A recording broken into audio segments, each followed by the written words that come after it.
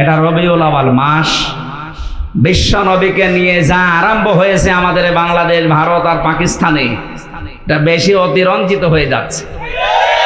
কেউ বাড়াবাড়ি করতে করতে এত উপরে তুলছে, আর কেউ ছাড়াছাড়ি করতে করতে একেবারেই ছেড়ে দিচ্ছে না। আমাদের মধ্যম পন্থা জাতি বানিয়েছেন আল্লাহ। ওয়াকাযালিকা জাআলনাকুম উম্মাতাও ওয়াসাতান, তোমাদেরকে আমি মধ্যম পন্থা জাতি বানিয়েছি। বাড়াবাড়ি করা যাবে না কোনো বিষয়ে, ছাড়াছাড়ি করে একেবারে ছেড়ে দেওয়া যাবে না, মাঝামাঝি থাকতে হবে। আজ ঈদে মিলাদুন নবী পালন করার জন্য রাষ্ট্রীয়ভাবে ছুটি দেওয়া হয়, অনুষ্ঠানের জন্য তাকিদ দেওয়া হয়। নবীর জন্মদিন পালন করার জন্য বিশ্ব নবী তাকিদ দিয়েছেন, কোন জায়গায় আপনি দেখাতে পারবেন? নবীজি কোরআন দিয়ে রাষ্ট্র চালাতে হবে এ বিষয়ে তাকিদ পেয়েছেন। আল্লাহ পাক বলেন, ইন্নাল্লাযী ফারাদা আলাইকাল কুরআনা লারাদ্দুকা ইলা মাআদ। সূরা কসসের 85 নম্বর আয়াত প্রথম অংশে আছে, অবশ্যই আমি আল্লাহ কোরআনের আইন মানা ফরজ করে দিয়েছি। কি করে দিয়েছি? ফারাদাত, ফারজুন শব্দটা আছে। অবশ্যই কোরআনের আইন মানা ফরজ। অথচ ৯৬% মুসলমান আমরা এই দেশে বাস করি। ৫৩ বছর হয়ে গেল দেশটা স্বাধীন হয়েছে, কোরআনের একটা আইনও এ দেশে রাষ্ট্রীয়ভাবে কায়েম নেই। আপনি কি জবাব দেবেন? শুধুমাত্র নবীর মিলাদ, মিলাদ মানে জন্ম, মিলাদ মানে তার জন্মদিন নিয়ে আনন্দ করে জিলাপি আর খেচুড়ি খেয়ে মহব্বত দেখাচ্ছেন। অথচ বিশ্ব নবীর ইন্তেকালের ৬০০ বছর পরে এটা মানুষ আবিষ্কার করেছে, আর আমরা জানি যেটা ইসলামে নেই। কেউ যদি নতুন করে ওটা তৈরি করে আবিষ্কার করে ইসলাম বলে চালিয়ে দেয়, ওটার নাম বেদাত। আর বেদাত যারা করে ওরা গোমরাহ, আর গোমরাহ যারা ওরা জাহান্নামী। আমি আপনাকে নবীর মিলাদ, জন্ম নিয়ে আলোচনা করতে নিষেধ করছি না, যেহেতু মহামানব তিনি, মহান নেতা আমাদের, আপনি করেন। কিন্তু শুধু মিলাদ, জন্ম নিয়ে আলোচনা করে আনন্দ পেয়ে যদি শেষ করে দেন, তার জীবনের আসল উদ্দেশ্য যেটা সিরাত, ৪০ থেকে ৬৩, এই ২৩ বছর কথা বলছেন এখন। আপনি ১ থেকে ৪০ বছর পর্যন্ত যদি মোহাম্মদ ইবনে আব্দুল্লাহকে না মানেন, আপনি জাহান্নামে যাবেন, এমন কথা কোরআন হাদিসে নেই। কিন্তু ৪০ থেকে ৬৩ এই সময়টা যদি এই ২৩ বছরের ১ সেকেন্ড আপনি বাদ দেন, আপনি জাহান্নামে। আমি তো এটা বানালাম নাকি? কোরআনে কারিমের দিকে তাকান, লাকাদ কানা লাকুম ফি রাসূলিল্লাহি উসওয়াতুন হাসানা ইলা আখিরি আয়াত। সূরা আহজাবের ২১ নম্বর আয়াতের প্রথম অংশে আছে, অবশ্যই তোমাদের জন্য মহত্তম আদর্শ আমি আল্লাহ লুকিয়ে রেখেছি রাসূলুল্লাহর জীবনে। কার জীবন? ও নারায়ণগঞ্জবাসী, ভালো করে জবাব দেবেন। সারা আরব জাহানে ১ থেকে ৪০ বছর পর্যন্ত মুহাম্মদ রাসূলুল্লাহ কেউ বলেছে? বলেন বলেন, কি বলতো? মুহাম্মদ ইবনে আব্দুল্লাহ এই নামে ডাকতো তাকে। যদিও তিনি জন্মে পৃথিবী তৈরি হওয়ার আগে আল্লাহ তাকে নবী বানিয়েছে, কিন্তু ঘোষণা দেয়নি, ঘোষণা হয়েছে ৪০ বছর বয়সে। তাহলে এখানে বোঝার বিষয়ে ১ থেকে ৪০ বছরে পুরা আরব জাহানে ওনাকে ডাকতো আব্দুল মুহাম্মদ ইবনে আব্দুল্লাহ, আব্দুল্লাহর ছেলে মোহাম্মদ বা আস-সাদিক আল আমিন। আমার এ পর্যন্ত ঠিক আছে তো? দ্বিতীয় নম্বরে ওনাকে রাসূলুল্লাহ ডাকা আরম্ভ হয়েছে ৪০ থেকে, বলেন বলেন, ৪০ বছরের আগে উনি রাসূলুল্লাহ হিসাবে ঘোষণা হয়নি। হয়েছে যখন নবুয়ত পেলেন ৪০ বছরে, ওই সময় নবী এবং রাসূল। তাহলে ওনাকে অনুসরণ করার জন্য আল্লাহর নির্দেশ ১ থেকে ৪০ না ৪০ থেকে ৬৩। এই ৪০ থেকে ৬৩-র পরে ৬০০ বছর পার হয়ে গেছে, কেউ নবীর জন্ম নিয়ে আলোচনা করে নাই, অনুষ্ঠান করে নাই, পটকা ফোটায়নি। আপনি কোথায় পেলেন? আপনি যদি আলোচনা করতে চান তাহলে ৪০ থেকে ৬৩ এই ২৩ বছর করেন। এর ভেতরে দুনিয়া আখিরাত লুকানো, মানুষের এমন কোন দিক বিভাগ নেই যা এই 23 বছরের ভেতরে আপনি পাবেন না, সব আল্লাহ পাকের ভেতরে লুকিয়ে রেখেছেন। জোরে বলেন সুবহানাল্লাহ। আমি আর একটু কথা বলছি, শুধুমাত্র আজ যারা মিলাদ নিয়ে 63 দিন অনুষ্ঠান হচ্ছে বাংলাদেশে। কতদিন? 63 দিন। ওরা নাম দিয়েছে ঈদে মিলাদুন নবী। এ শব্দটা নতুন। আল্লাহর পক্ষ থেকে আমাদের নবীর কাছে 2টা ঈদের ঘোষণা এসেছে, ঈদুল আজহা, ঈদুল ফিতর। এ বাদে কোনো ঈদ আমাদের নেই। যারা আছে এই নতুন ঈদ বানিয়ে আনন্দে আছেন, কান খাড়া করে শোনেন। আমি আপনার শত্রু না, আপনাকে আমি বাঁচাতে চাই। শুধুমাত্র জন্ম নিয়ে মিলাদ নিয়ে যারা পড়ে থাকেন, নবীজের 2 চাচা ছিল এরকম, শাল মিলাদে জন্মে তারা খুশি। একজন আবু তালেব আর একজন আবু লাহাব। আপনি তাদের 2 জনের পুরা জীবনী পড়ে দেখেন, 2 জনেই জন্মে আনন্দ করেছে। এত বেশি আনন্দিত ছিল আবু লাহাব, নবীজির জন্মের কথা শোনার পরে নিজের বাদী পর্যন্ত আজাদ করে দিয়েছে। যা আর একজন চাচা আবু তালেব নিজের সন্তান আলীকে কাছে রাখতো না। নবীর জন্মের পর থেকেই যে কয় বছর বাইরে ছিল, এরপরেই নবীজির দাদা ইন্তেকালের পর থেকে নবীকে সে নিজের বুকের ভেতর রাখতো। এই 2 জন চাচার পড়া জীবনী আমি পড়ে দেখেছি। এরা এত আনন্দিত, এত খুশি নবীর মিলাদে, নবীর জন্মে, কিন্তু 2 জনেই জাহান্নামী। 2 জনে কি? এরা যে জাহান্নামে যাবে তার প্রমাণ আল্লাহ কোরআনে দেয়নি? বলেন। সূরা কসসের 56 নম্বর আয়াত তার প্রমাণ, সূরা লাহাবের 3 নম্বর আয়াত তার প্রমাণ। ছায়া সলানা রংদা লাহাব, অতি শীঘ্রই আমি আবু লাহাবকে লেলিহান আগুনে প্রবেশ করাবো। তার মানে এখান থেকে যে শিক্ষা বের হয়, শুধু নবীর মিলাদ নিয়ে, জন্ম নিয়ে যারা মাতামাতি করেন, আনন্দ করেন, জিলাপি খিচুড়ি খেয়ে শেষ করে দিচ্ছেন, আপনিও আবু লাহাবের মতো, আবু তালেবের মতো জাহান্নামে যাবেন। সিস্টেম অপর পৃষ্ঠায় দেখুন, নবীর আরো 2 জন চাচা, হযরতে হামজা, হযরত আব্বাস। এই 2 জন চাচা শুধু নবীর জন্মে খুশি না, শুধু নবীর মিলাদে খুশি না, তারা নবীর সিরাতে, তারা নবীর জীবন পেয়ে খুশি। এই 2 জনের জীবনী পড়ে দেখেন তো। হযরতে হামজা নিজের জীবন পর্যন্ত নবীর আদর্শ মানতে গিয়ে দিয়ে দিয়েছে। 70 টুকরা হয়েছে, এরপরও নবীর আদর্শ ছাড়ে নাই। আর এক চাচা হযরতে আব্বাস, তিনি নবীর আদর্শ পেয়ে এত খুশি ছিলেন, তার যে হাদিস বর্ণনা করা, মানসাকাত আমাল ঈমান মান রাদিয়া বিল্লাহি রাব্বা ওয়া বি ইসলামি দীনা ওয়া বি মুহাম্মাদির রাসূলিল্লাহ সাল্লাল্লাহু আলাইহি ওয়াসাল্লাম নাবিয়্যা ওয়া রাসূলা, রাহু মুসলিম। হযরতে আব্বাস বলেন, কেউ যদি দুনিয়া ঈমানের স্বাদ পেতে চান, তাহলে আল্লাহকে রব পেয়ে খুশি থাকেন, ইসলামকে জীবন ব্যবস্থা পেয়ে খুশি থাকেন, আর মুহাম্মদুর রাসূলুল্লাহকে নবী এবং রাসূল হিসাবে পেয়ে খুশি থাকেন।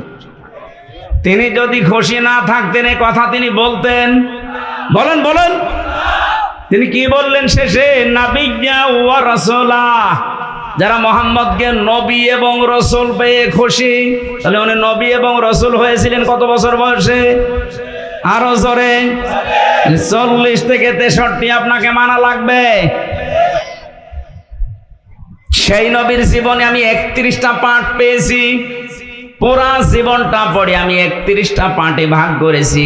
একটা ভাগ আজকে আপনাদের সামনে রবিউল আউয়াল মাসে, যেহেতু কালকে 12 তারিখ ছিল, আজকে 13 তারিখ, গুরুত্বপূর্ণ এই সময়ে তার সিরাত থেকে, তার আদর্শ থেকে কি নেওয়া দরকার আমাদের, 31টা পাঠের মাত্র একটা পাঠ নিয়ে আজকে আলোচনা করব। আমার আজকের আলোচনার বিষয় হচ্ছে নবীর আচরণ। কি বললাম? বলেন বলেন। অনেকে মনে করে এটা দুনিয়ার বিষয়, আচরণ, ব্যবহার, আচার না, এটা আখিরাতের সাথে সম্পৃক্ত। বিশ্ব নবী বলেন, মানুষকে সবচেয়ে বেশি জান্নাতে নিয়ে যাবে মানুষের আচরণ আর আল্লাহর ভয়।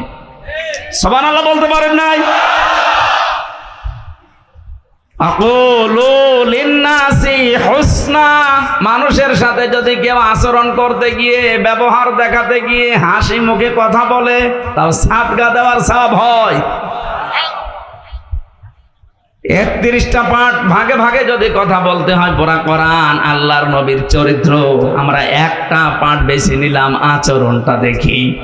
আল্লাহ পাক কি আচরণ তাকে দিয়েছিলেন? কোরআনে কারীম জানাচ্ছে, ওয়া ইন্নাকা লাআলা খুলুকিন আযীম, হে নবী আপনি মহান চরিত্রের উপরে প্রতিষ্ঠিত। এখানে যারা আলেম আছে তাদেরকে বলছি, এই যে আযীম, এই শব্দ আল্লাহ কোন নবীর নামের সাথে দেননি।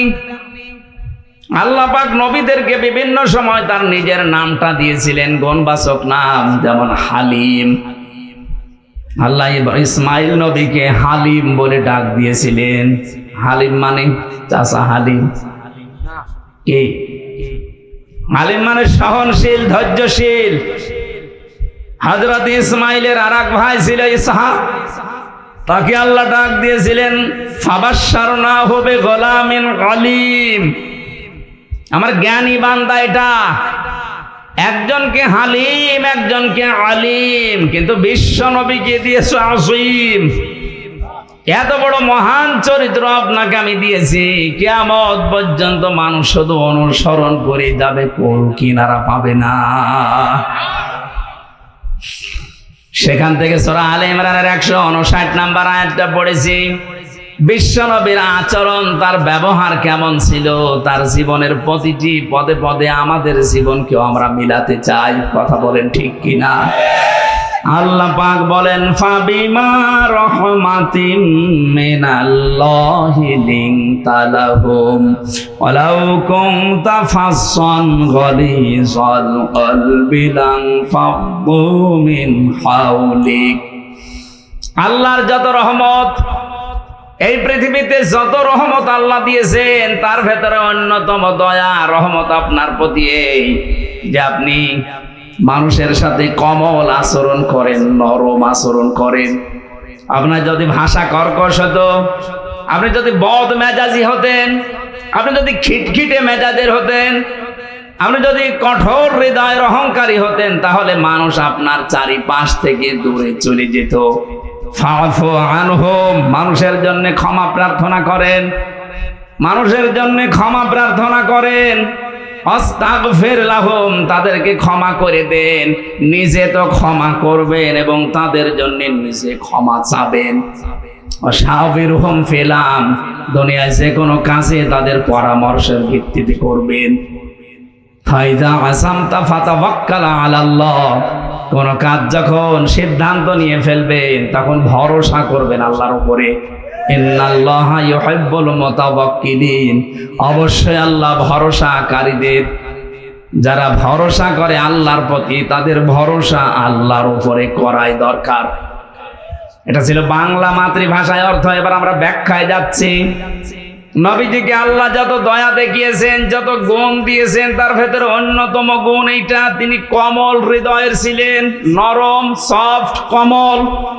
এত নরম ছিলেন নবীজি, তার আচরণ ছিল নিজের শরীরের সাথে, পরিবারের সাথে, শিশুদের সাথে, মুরব্বীদের সাথে, বন্ধুদের সাথে, স্ত্রীদের সাথে, মেয়েদের সাথে, মা বাবার সাথে, যুদ্ধবন্দীদের সাথে, প্রতিবেশীর সাথে, এমনকি শত্রুদের সাথে। এরকম 27টা বিষয় আমি পেয়েছি। তাফসিরে ফি জিলালিল কোরআন ইবনে কাসির, মুফাসসিরিন ইকরাম যেভাবে সাজিয়েছেন, আমরা কোরআনে কারীম থেকে ওইভাবে আমাদের জীবনে নবীর জীবন মিলাতে চাই। আমাদের আদর্শ কি কারো বাবা? বলেন বলেন। আমাদের আদর্শ কারো স্বামী, কারো চাচা? আমাদের আদর্শ একমাত্র, কেবলমাত্র, শুধুমাত্র বিশ্ব নবী মুহাম্মদুর রাসূলুল্লাহ সাল্লাল্লাহু আলাইহি ওয়াসাল্লাম।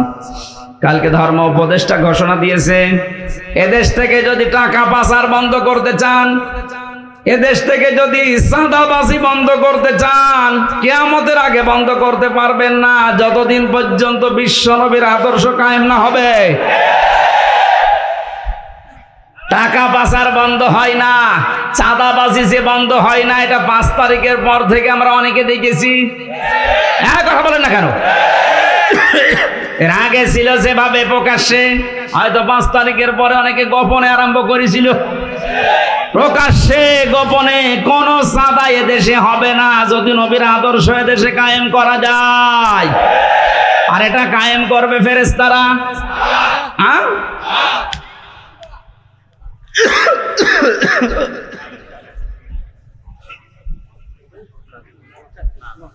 কিছু লাগবে না। শিশুদের সাথে নবীজি যে আচরণ করেছিলেন, হাদিস হযরত উমাইর, এদিকে তাকান, হযরত উমাইর খেলা করছিলেন।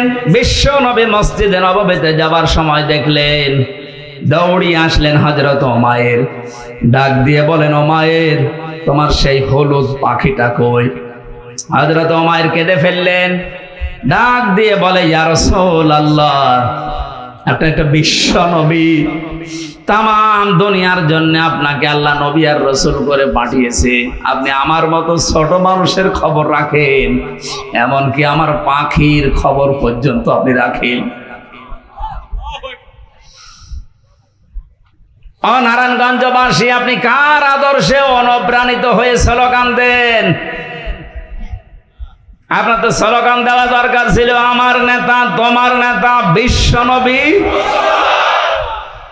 এই কথাটা কেন বললাম? এইদিকে তাকান, আলাদাবুল মুফরাদ 3 নম্বর হাদিস। এই পৃথিবীতে যার আদর্শ বিশ্ব নবী এখনো হয়নি, অন্য কেউ, কান খাড়া করে শোনেন, নবীজি এখনো যার আদর্শ হয়নি, অন্য কেউ। আপনি মারা যাবেন, আপনি নামাজ পড়তে পারেন, রোজা রাখতে পারেন, দাড়ি রাখতে পারেন, জুব্বা গায়ে দিয়ে হজ করতে পারেন, এখনো যদি আপনার আদর্শ নেতা বিশ্ব নবী না হয়ে অন্য কেউ হয়, আপনি মারা যাওয়ার সঙ্গে সঙ্গে বিনা বিচারে, বিনা হিসাবে জাহান্নামী। নিয়ে আসেন, কোন মহারথী নিয়ে আসবেন, এবার নিয়ে আসেন। আপনার কোনো বিচার নেই, কোনো হিসাব নেই। এখন যদি বলেন এত শক্ত করে বলছেন কেন? হ্যাঁ, কেন বলছে এবার তাকান। এই দুনিয়ায় একজন মানুষকে আল্লাহ নেতা বলে ঘোষণা দিয়েছেন, ডাক দিয়েছেন, ইয়াসিন, হে নেতা। পৃথিবীর কারণ আমি এই শব্দ আল্লাহ দেয়নি। কোরআন শরীফের ভেতরে আল্লাহ 7টা নামে নবীকে ডাক দিয়েছেন, বিশেষ করে তার ভেতরে ইয়াসিন 1 নাম্বার, 2 নম্বরে তহা, 3 নম্বরে আব্দুন বা আব্দুল্লাহ, 4 নম্বরে মুদ্দাসসির, 5 নম্বরে মুজাম্মিল, 6 নম্বরে আহমদ, 7 নম্বরে মুহাম্মদ। এই 7টা নামে আল্লাহ বিশেষ করে ডাক দিয়েছেন, তার 1 নম্বরে ইয়াসিন। আল্লাহ ঘোষিত নেতা একজন। কয়জন? আপনার বিবেকে নাড়া দেয় না? একজনকে বাদ দিয়ে আপনি কার সামনে ঘোরেন, কার পেছনে থাকেন? পাগল হলেও তো কাজ করা ঠিক না। আশা করছি সব ভুলে যাবেন। এই পৃথিবীতে বিশ্ব নবী ছাড়া আমরা কাউকে আদর্শ নেতা মানি না। এখন যদি বলেন তাহলে ইসলামী দলে দেশে যারা আছে তারাও তো তাদের নেতা আছে। হ্যাঁ, আমরা ওই নেতাকে মানি যে নেতা আল্লাহ রাসূলকে দেখে দেখে চলে। বলেন, আপনি তাকান, এমনও মানুষ আছে যার সামনে দেখলে রাত 12টার পরে তার মাটিতে ঠিক মতো পা পড়ে না, রিকশা ছাড়া বাড়ি যেতে পারে না, কি কি লাল নীল পানি খায়। কথা বলছে না কেন? খেজুর গাছকে ধাক্কা দিয়ে বলে, বড় ভাই সাইড দেন, আর কতক্ষণ দাঁড়াবো।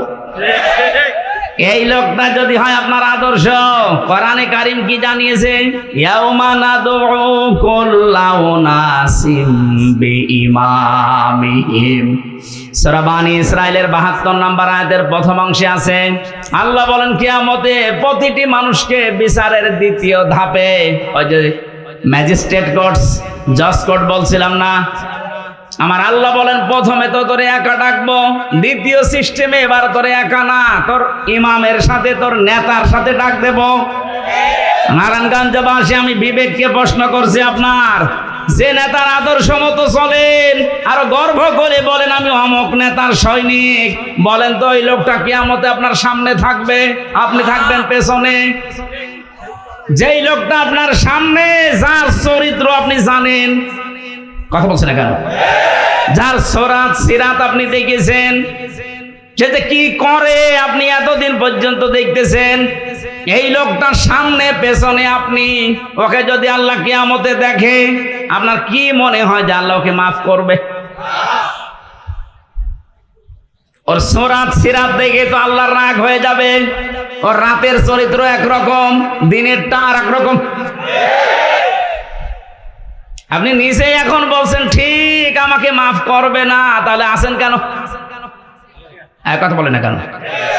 এই মুহূর্তে সিদ্ধান্ত পাল্টান। যাকে দেখলে অন্তত আল্লাহর মায়া লাগবে এরকম নেতা দেশে নেই। আমার নিজের দেখা, আমি নিজে জেলখানার ভেতরে দেখেছি, তার সুরত সিরাত, তার আমল, তার তাওয়াক্কুল, আল্লাহর প্রতি ভরসা, ইখলাস। আমার মনে হয় আল্লাহর নবী মুহাম্মদুর রাসূলুল্লাহ সাল্লাল্লাহু আলাইহি সাল্লাম দুনিয়ায় যা যা বলেছেন করেছেন, তার একেবারে পা থেকে মাথা পর্যন্ত সব দেখা যাচ্ছে। যাকে দেখলে আল্লাহর কথা মনে হয়, আল্লাহর জিকির স্মরণ হয়। আর আমি এমন নেতার আদর্শ মানি যার ভেতরে নবীর কোন সুন্নত নেই, আদর্শ নেই, ও দেখলেই মনে হয় টাটকা একটা শয়তান। খালি ওই 72 রাকাত নামাজই যা পড়ে, তাছাড়া আর কিছু নেই। তাহলে এমন মানুষকে আপনি নেতা মানবেন যাকে আল্লাহ কিয়ামতের দিন দেখলে অন্তত আল্লাহ পাক রাগ করবেন না। তাকে দেখে যদি আল্লাহর মন ভরে যায়, না ঠিক আছে, পেছনে যেটা আছে ওইটাও এরকমই হবে। আর যদি সামনে দেখেন নমো, দরবেশ পর্যন্ত নমো হয়ে গেছে, ওরে যদি আল্লাহ দেখে, যেহেতু পুলিশ পর্যন্ত ওরে চিনতে পারে না, বিডিআর গার্ড যারা, আর আমার মনে হয় ফেরেশতারাও চিনতে পারবে না। না, আমরা সাবধান হই ভাই। আমি বারবার এ কথা তুলছি এই কারণে, আপনি ধরা খাচ্ছেন বা খাবেন। যার আদর্শ ঠিক নেই, এ লোকটা ধরা খাবে 100 ভাগ। এখনই পরিবর্তন হয়ে যাবেন। দুনিয়া একদিকে হয়ে গেলেও আমি আল্লাহ রাসূলকে যে মানে না, ওকে আমি মানি না, ওকে আমি সমর্থন জানাবো, রায় দেব, সুপারিশ করব, এটা কল্পনা করা যায়? সামনে যা আসছে আসুক, যদি দেখি যে এই লোকটার চরিত্র আল্লাহ রাসূলের সাথে মিলছে না, ও আমার বাবা হলেও ওকে আমি ভোট দেব না। এখন তো তখন ভোট, এ তো দুনিয়ার বিষয়। কে বলেছে দুনিয়ার বিষয়? ভয়কার ভোট মানে এটা রায়, সুপারিশ করা, এটা আমানত। তাফসিরে মারিফুল কোরআনে আমানাত এ শব্দের ব্যাখ্যায় বাংলায় লেখা আছে ভয়কার ভোট।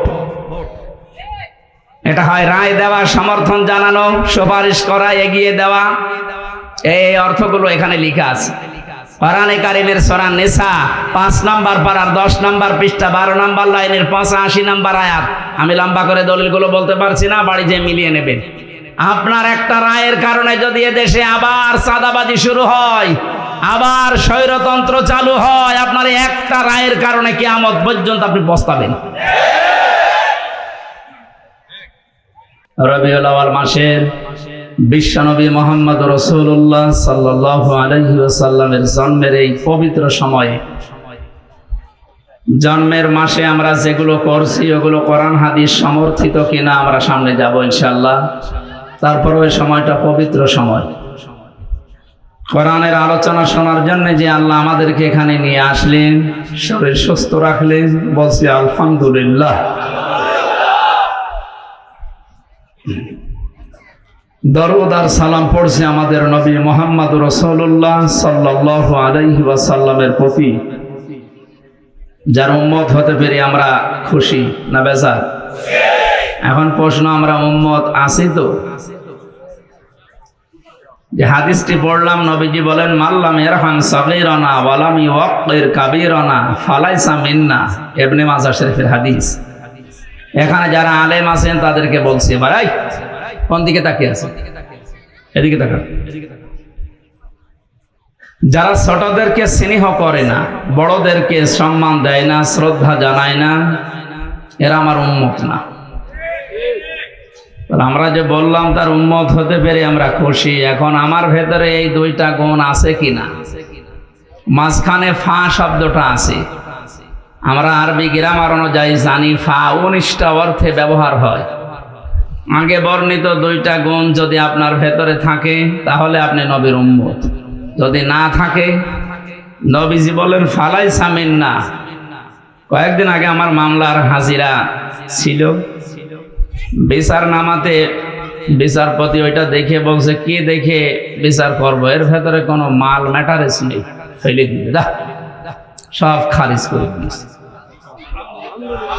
আলহামদুলিল্লাহ, সুবহানাল্লাহ বলার জন্য না, এই যে দেখার পরে দেখছে কিছু নেই, যেভাবে ছুঁড়ে ফেলে দিল যে আমি কি দেখে বিচার করব। এই যে ছুঁড়ে ফেলে দিল, এর আরবিতে ফা ব্যবহার করা। ওপরে বর্ণিত যে গুণগুলো আল্লাহর নবী জানালেন, যদি সত্যি আপনার ভেতরে না থাকে আর আপনার চেহারা সুরত যদিও দরবেশের মতো হয়, ফালাইসা মিন্না, আপনি নবীর উম্মত না। এবার আসেন তো হাদিসটা বাস্তবে দেখি আমাদের ভেতরে আছে কিনা। মাল্লাম ইয়ারহাম সাগীরানা, যারা ছোটদেরকে স্নেহ করে না। ছোট কারা? বয়সে যারা ছোট নাকি? না, শুধু এরা না, আপনি যেখানে আছেন ওই জায়গার নিচে যারা আছে প্রত্যেকে আপনার কাছে ছোট। আপনি যে চেয়ারে আছেন, আপনার নিচে যত চেয়ার আছে সবাই আপনার কাছে ছোট। কথা বুঝতেছেন? সুতরাং ছোটদেরকে স্নেহ করা লাগবে। আলামি ওয়াক্কির কাবীরানা, যারা বড়দেরকে শ্রদ্ধা জানায় না, সম্মান দেয় না। বড় কারা? যারা বয়সে বড় নাকি? বয়সে বড় যারা, আবু জাহেল তো আমার বয়সে বড়। বড় কারা এ কথা বলবে কোরআন শরীফ। কে বলবে বলেন তো? আল্লাহ রাব্বুল আলামিন বলেন, ইন্না আকরামাকুম ইনদাল্লাহি আতকাকুম ইন্নাল্লাহা আলিমুন খাবীর। সূরা হুজুরাতের ভেতরে আছে 13 নম্বর আয়াতের শেষের দিকে, অবশ্যই আমি আল্লাহর কাছে সবচাইতে সম্মানিত, সবচাইতে বড়, যার ভেতরে আল্লাহর ভয় বেশি। এখন আল্লাহকে বেশি ভয় করে কারা? কোরআনে কারীম জানিয়েছে, ইন্নামা ইয়াখশাল্লাহা মিন ইবাদিহিল উলামা। সূরা ফাতিরের 28 নম্বর আয়াতের মাঝে আছে, অবশ্যই এই পৃথিবীতে যত বান্দা বান্দী আমি বানিয়েছি, সবচেয়ে বেশি ভয় আমি আল্লাহকে করে আলেমরা। কারা? আলেম কারা? আল্লাহ পাক জবাব দিচ্ছেন আলেম কারা। ওমান আযলামু মিম্মান কাতামা শাহাদাতান ইনদাহু মিনাল্লাহ। সূরা বাকারা প্রথম নাম্বার পারার 20 নাম্বার পৃষ্ঠার 13 নাম্বার লাইনের 140 নাম্বার আয়াতের মাঝের অংশে আছে। এটা তাফসীরে ফি জিলালিল কোরআন সাজ্জিদ কুতুব বর্ণনা দিচ্ছেন। আল্লাহ বলেন, এই পৃথিবীতে আমার দৃষ্টিতে, আযলাম ইসমে তাফসীল, এটা এর চাইতে বড় শব্দ আরবিতে আর নেই। সুপারলেটিভ ডিগ্রি বলা হয় ইংরেজিতে। আল্লাহ বলেন, আমার দৃষ্টিতে পৃথিবীর ময়দানে সবচাইতে বড় জালেম ওই লোকটা যার কাছে কোরআনের জ্ঞান থাকার পরেও দুনিয়ার স্বার্থে গোপন করে রাখে। আমরা যাদেরকে বড় আলেম মনে করি, আল্লাহর ভাষায় এগুলো বড় জালেম। আলেম কারা? আয়াতের ব্যাখ্যা করতে গিয়ে মুহাদ্দিসিন কিরাম লিখেছেন, পৃথিবীর ময়দানে যে ব্যক্তি আল্লাহর কালাম নিয়ে চিন্তা ভাবনা করে আর হালালকে হালাল জানে, হারামকে হারাম জিনিস ছেড়ে দেয় এবং আল্লাহর ইবাদতে নিজেকে নিয়োজিত রাখে, এই মানুষটা আল্লাহর কাছে আলেম। দ্বিতীয় হাদিসে আয়াতের পক্ষে এসেছে, আল্লাহর নবী বলেন, কিয়ামতের দিন আল্লাহ যখন বিচার আরম্ভ করবেন, প্রথম নাম্বারে আল্লাহ পাক নিজের সামনে মানুষকে দাঁড় করাবেন, স্রেফ একা একা। কোরআনে কারীম জানিয়েছে ওমা কুল্লুহুম আতিহি ইয়াউমাল কিয়ামাতি ফারদা। সূরা মারিয়ামের 95 নম্বর আয়াতে আছে কিয়ামতে প্রতিটি মানুষ আমি আল্লাহর সামনে দাঁড়াবে। কয়জন করে বলেন বলেন। আপনি নিজের কাছে এবার আয়াতটা সামনে নিয়ে ভাবেন তো, কিয়ামতের প্রথম বিচারের যে ধাপ শুরু হবে, বাংলাদেশে আমরা বিচার দেখি কয়েক রকম। নারায়ণগঞ্জের ম্যাজিস্ট্রেট কোর্টে একরকম বিচার হয়, এরপরে আছে জজ কোর্ট, এরপরে আছে হাইকোর্ট, এরপর আছে সুপ্রিম কোর্ট। রায় এদেশে 4 প্রকার হয়। ম্যাজিস্ট্রেট কোর্ট থেকে যদি আপনি ন্যায় বিচার না পান, বলতে পারবেন না যে আমি ন্যায় বিচার পাইনি, আমি এ বিচার মানি না। এটা বললে আপনার বিরুদ্ধে মামলা হবে, রাষ্ট্রদ্রোহী। এতটুকু বলার ক্ষমতা আপনার আছে যে আমি ন্যায় বিচার পাইনি, আমি ওপরে যাব। যান, কোথায় যাবেন? জজ কোর্টে যান। জজ কোর্ট থেকে যদি আপনার বিরুদ্ধে রায় আসে, আপনি এতটুকুই বলতে পারবেন যে আমি ন্যায় বিচার পাইনি। যদি বলেন এ বিচার আমি মানি না, মামলা হয়ে যাবে। কথা বুঝতেছেন? এরপরে আর একটা জায়গায় যান, হাইকোর্টে। ওখান থেকে যদি রায় আসে, আপনি বলতে পারবেন আমি মানি না। বলা যায় এতটুকু যে আমি ন্যায় বিচার পেলাম না, আমি আরো উপরে যাব। জানার একটা ধাপ আছে সুপ্রিম কোর্ট, ওখানে আবার 2 ভাগ। এখান থেকে প্রধান বিচারপতি যিনি এখন দায়িত্বে আছে, উনি যদি একবার আপনার বিরুদ্ধে রায় দিয়ে দেয়, আর আপনি যদি বলেন মানি না, এদেশে হয় থাকতে দেবে না, নাই জেলখানায় দিয়ে দেবে। তাহলে এদেশের রায়ের ধাপ আমরা পেলাম 4টা। কিয়ামতেও তো আল্লাহর বিচার ব্যবস্থা যখন আরম্ভ হবে, আল্লাহ পাক বলেন আমার বিচারের ধাপ হবে 2টা। একটা নাম্বারে মানুষকে আমি একা একা ডাক দেব, কেউ থাকবে না তার সাথে। মা তাজালু কদামা বানি আদম আবদি ইয়াউমাল কিয়ামাতি হাত্তা ইসআলান খামসিন আন উমরিহি ফিমা ফানা ওয়া আন শাবাবিহি ফিমা আবলা ওয়া আম্মালিহি মিন আইনা ইকতাসাবাহু ওয়া ফিমা আনফাকাহু ওয়া আন ইলমিহি মাযা আমিলা ফি। মুত্তাফাকুন আলাইহি। বুখারী মুসলিমের যৌথ হাদিস এটা। আল্লাহ পাক বলেন প্রত্যেকটি বনি আদম সন্তানকে আমার সামনে দাঁড় করাবো, ওর আশেপাশে কেউ থাকবে না, ও আর আমি ছাড়া। 5টা প্রশ্ন করবো একে একে। সঠিক জবাব দেওয়ার আগে সামনেও যেতে পারবে না, পেছনেও যেতে পারবে না, জায়গায় দাঁড়িয়ে থাকবে। নারায়ণগঞ্জবাসী, এই হাদিসটা এবার নিজের সাথে একটু দাঁড় করান। আপনি মনে করেন একা একা দাঁড়িয়ে আছি আল্লাহর সামনে। আমার এখন 33 বছর বয়স, আপনার তো 50, 60, 70, 80 বছর। বলেন তো এখন যদি আপনার এই 80 বছরের জবাব আল্লাহ জিজ্ঞাসা করে, জবাব দেওয়ার মতো জীবন আপনি তৈরি করেছেন? মাঝে মাঝে একা একা থাকলে আমার মনে হয় আল্লাহ পাক যদি বলে হামজা 2024 সালের আগস্ট মাসের 31 তারিখ পর্যন্ত তোরে মাফ করে দিলাম, যা। শুধু সেপ্টেম্বরের 1 থেকে 17, এই 17 দিনের জবাব দিয়ে জান্নাতে চলে যা। আমার তো মনে হয় 17 দিনের জবাব এখনো আমার ঠিক করা সম্ভব হয়নি। আপনারা পারবেন? হ্যাঁ, না আপনারা পারবেন। আপনারা 72 রাকাত নফল নামাজ পড়েন, আপনারা পারবেন না? মানে পারবেন, আপনারা পারবেন। আপনাদের আমার ঈমান ভালো আছে, আপনাদের চিন্তা করার দরকার নেই।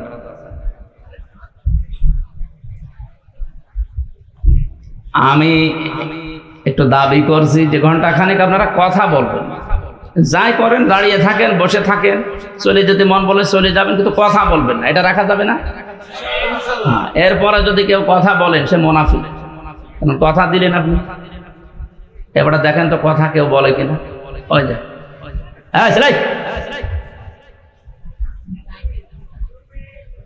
দেখা যদি না যায়, কালকে ইন্টারনেট থেকে নামিয়ে নেবে, তার কথা বলবেন। যেখানে যা আছে থাক, হয় দাঁড়িয়ে থাকেন না বসে থাকেন, কথা বলবেন না। এই একটাই অনুরোধ আমার, কথা বলবেন। খুব জরুরি হলে ইশারাই করবেন। ও নারায়ণগঞ্জবাসী, আমি আমার ঈমান থেকে কথা বলছি। আমি যেটা বাস্তবে দেখতে পাচ্ছি কোরআনের চোখ লাগিয়ে এইটা জানাচ্ছি। কাবা শরীফ তাওয়াফ করার সময় দেখছিলাম ষষ্ঠ চক্করে মানুষেরা এই একটা দোয়া আল্লাহকে শোনাচ্ছে। হাজরে আসওয়াদ থেকে এই রুকনে ইয়ামিনী এই জায়গাটা পার হওয়ার সময় দোয়াটা মানুষ পড়ে, আল্লাহুম্মা ইন্না আলাইয়া হুকুকান ফীমা বাইনি ওয়া বাইনিকা।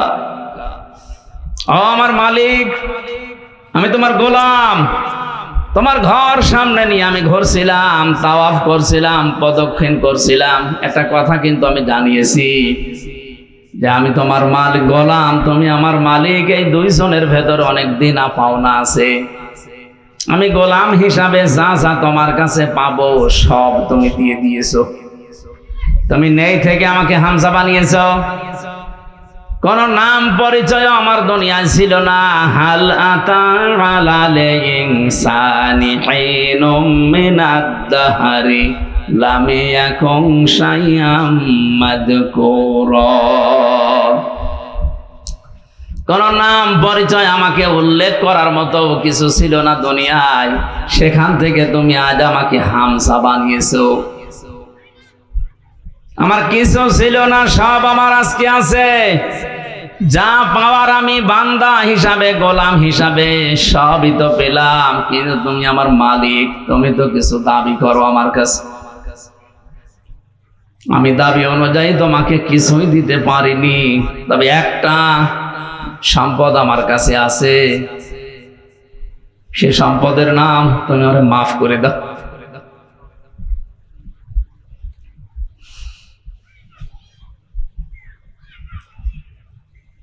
এই শব্দটা বলতে যত সহজ মনে হচ্ছে, এটা বাস্তবতায় অত সহজ না। এটা যাদের জীবনে সেট হয়ে গেছে, ওদের জীবন পরিচ্ছন্ন করে দিয়েছে আল্লাহ। যেই মানুষগুলো ভেবেছে যে আমি দাঁড়িয়ে থাকবো আল্লাহর সামনে, কি জীবন তৈরি করলাম আমি, সাজাতে পেরেছি তো হিসাব দেওয়ার মতো। এই মানুষটার জীবনের দিকে তাকান। শত শত মানুষের জীবনে এরকম পড়েছি আমি। হযরত ওমর একজন, তার ভেতরে তার সন্তানটা ভর্তি করলেন মাদ্রাসায়। হযরত আলী ওই সময় দেশের প্রধান বিচারপতি, তার সন্তান হাসান হুসাইন দুইজনকে দিলেন মাদ্রাসায়। হযরতে হুসাইন বারবার তিনি কলম ফেলে দিচ্ছেন। আব্দুল্লাহকে ডাক দিয়ে বলেন আমার কলম তুলে দাও। তিনবার ফেলে দিলেন, তিনবারই বললেন তুলে দাও। তার রাগ হয়ে গেছে, ডাক দিয়ে বলছে হোসাইন কলম ফেলো নিচে, আমারে তুলতে বলো, আমি কি চাকর? আমি কি তোমার খাদেম নাকি? হযরত হোসাইন রাগ করে বললেন তুমি তো শুধু খাদেম না, খাদেমের বাচ্চা খাদেম। সেই সময় তিনি প্রেসিডেন্টের ছেলে। এক দৌড়ে বাড়িতে এসে বলে আব্বা আমি আর পড়বো না মাদ্রাসায়। কি হয়েছে? হোসাইন আমাকে মানুষের সামনে গালি দিয়েছে, তোমারেও দিয়েছে। বিচার যদি না করো মাদ্রাসায় পড়া আমার বাদ। ঠিক আছে, জমার দিন বিচার হবে হাজারো মানুষের সামনে। খুতবা দিচ্ছিলেন তিনি, হঠাৎ আলোচনা বন্ধ করে দিলেন। ডাক দিয়ে বললেন হোসাইন আসো? হ্যাঁ, এদিকে আসো। তুমি আমার এই ছেলেকে মানুষের সামনে খাদেমের বাচ্চা খাদেম বলে গালি দিয়েছে। হ্যাঁ দিয়েছি।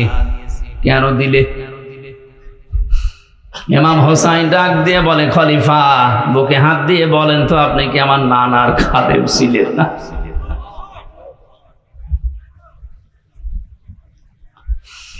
হযরত ওমরের কথা বন্ধ হয়ে গেছে, চোখ দিয়ে দরদর করে পানি ঝরছে। সামনে ডেকে বললেন এদিকে আসো, যে কথা বললে এটা কি লিখে দিতে পারবে? কাগজ কলম নিয়ে আসে।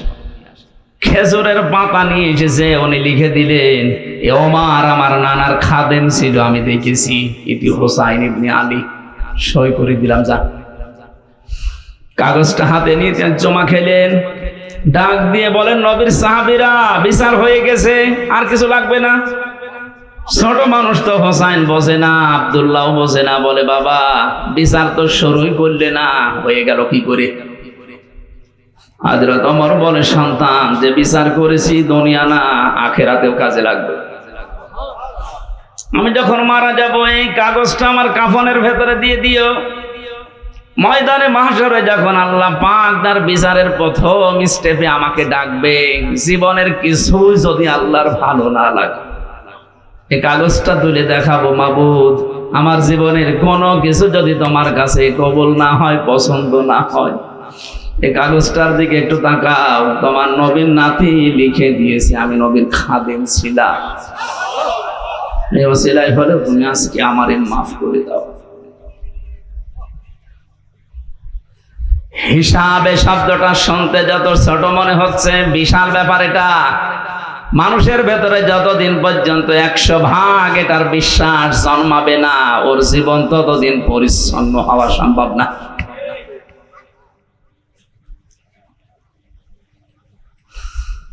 বিচারের প্রথম ধাপে যেহেতু আল্লাহ আপনাকে একা ডাকবেন, কেউ সাথে থাকবে না। 5 নম্বর যে প্রশ্নটা, এইটাই আমার আসল বিষয় আজকে। ওয়ান ইলমিহি মাযা আমিলা ফি, তোমাকে যতটুকু জ্ঞান দেওয়া হয়েছিল, যতটুকু তুমি জানতে, তার কতটুকু মানতে, এটা বলো আজকে। হযরতে তালহা রাদিয়াল্লাহু তাআলা আনহু এবং আবু দারদা রাদিয়াল্লাহু তাআলা আনহু, এই দুইজন মাঝে মাঝেই বলতেন, নবীর সাহাবীরা, নবীর মুখে যত কথা শুনেছি, যত হাদিস শুনেছি, সবচেয়ে বেশি ভয় হয় হাদিসের এই অংশটার দ্বারা। যতটুকু জানতে তার কতটুকু মেনেছো, ওইটা বলো। আমার মনে হয় এ প্রশ্নে আমরা অধিকাংশ মানুষই ধরা খাবো। কথা বলে না কেন? যা জানতে তার কতটুকু মানতে, এটা বলো, তারপরে সামনে যাও। এখানে জ্ঞান অনুযায়ী যারা আমল করে এরা আল্লাহর ভাষায় আলেম, জ্ঞান অনুযায়ী যার আমল নেই আল্লাহর ভাষায় জালেম। তাহলে বড় কারা আমি বোঝাতে চেয়েছিলাম, আল্লাহর ভয় যাদের ভেতরে আছে এরা আল্লাহর কাছে বড়। আল্লাহকে বেশি ভয় করে আলেমরা। আলেম ওই লোকটা যে তার জ্ঞান অনুযায়ী কাজ করে। পৃথিবীতে জ্ঞান অনুযায়ী কাজ করেছে সবচাইতে বেশি নবীরা। কথা বলেছেন এখন? নবীদের উপরে, জ্ঞানের উপরে কাজ করা মানুষ দুনিয়ায় আছে? আপনি তাকান তো তাদের দিকে। কোরআনে কারীম জানিয়েছে, ইয়া হাসরাতান আলাল ইবাদ মা ইয়াতিহিম মির রাসূলিন ইল্লা কানু বিহি ইস্তাহজিউন।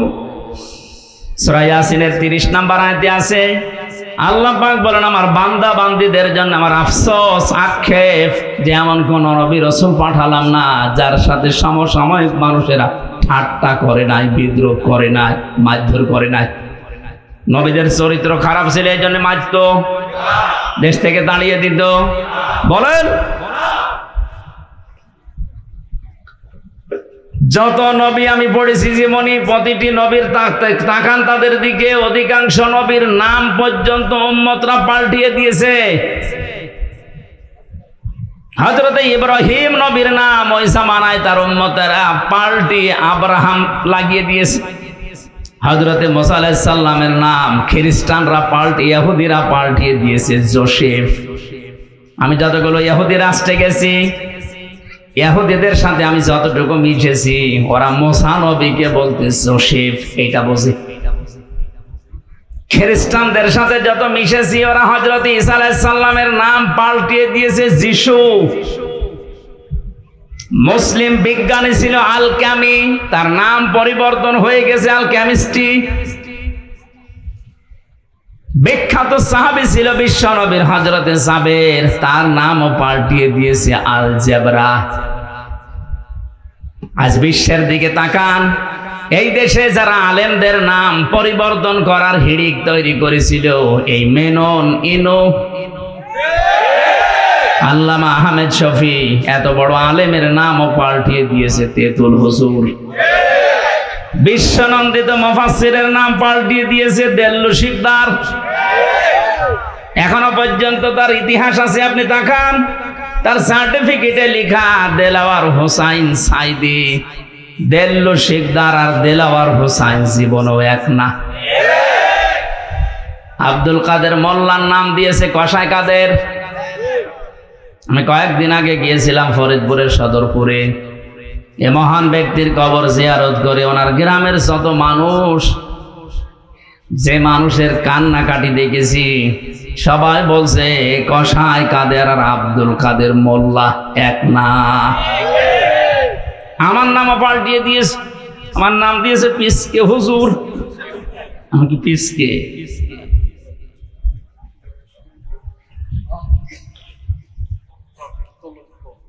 এই যে নাম সারা পাল্টিয়ে দেয়, পরিবর্তন করে দেয়, এ মানুষগুলো আল্লাহর নিজের কাছে তারা জালেম।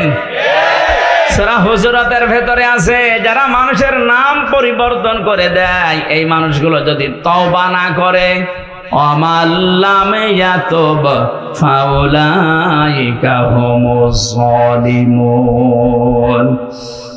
যে মানুষগুলো নাম পরিবর্তন করে মানুষকে ডাকো, যদি তওবা না করো তোমরা জালিম হয়ে মারা যাবা। আমরা বিশ্বে এখন তাই দেখতে পাচ্ছি। যারা এ কাজ করেছিলেন তওবা করেন। আলেমদের নাম যারা পরিবর্তন করে তালিকা করছিল, এক একজনের নাম এক এক রকম দিয়ে তালিকা করেছিল, 116 জনের। আল্লাহ এত বেশি অপমান করেছে তারে। এই যে মুন্সিগঞ্জে বাড়ি, কালামানিক, ওর বিসি পর্যন্ত উড়ে গেছে। সুপ্রিম কোর্টের একজন বিচারপতি এত নিচে আল্লাহ নামাবে আমিও কোনোদিন কল্পনা করি নাই। কলা পাতায় শুয়ে আছে। আমার মনে হয় পৃথিবীতে আল্লাহ যদি আমাকে আর কিচ্ছু না দেখায়, আমার কোনো আফসোস নেই। কালা মানিককে আমি যা দেখেছি, আলহামদুলিল্লাহ।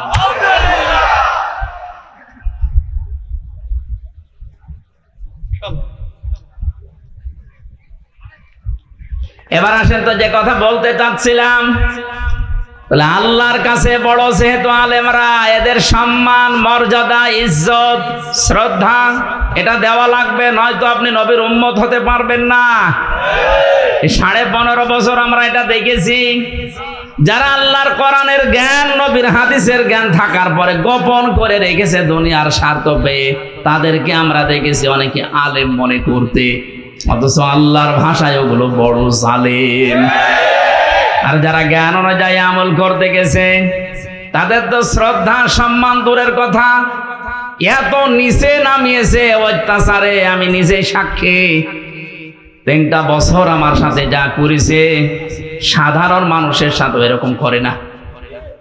ওরা আলেম দেখলে দায়িত্ব দিছ হিন্দুদের। আমার দায়িত্ব পড়েছিল দেবদুলাল, সুব্রত বালা, চণ্ডীদাস। কি সুন্দর নাম না? দেখলেই বোঝা যাচ্ছে যে আমার প্রতি রহম করবে। আচরণই ওই রকম।